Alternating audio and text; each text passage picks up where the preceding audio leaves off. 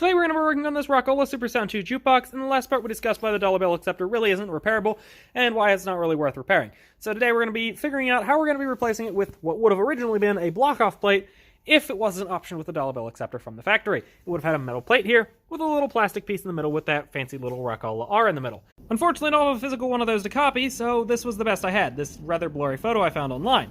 So here's what I came up with. It's far from exact, but that's because this one's a little bit special. As you can see, my goal is to have this mounted here in the middle, and you just press the little Rockola logo in the center to press the button. Unfortunately, this one I didn't have my tolerances quite right because I had to print this in one piece, and when I went to break the middle button free, it ended up breaking off on the other side. But that should hopefully be remedied in prototype number 2.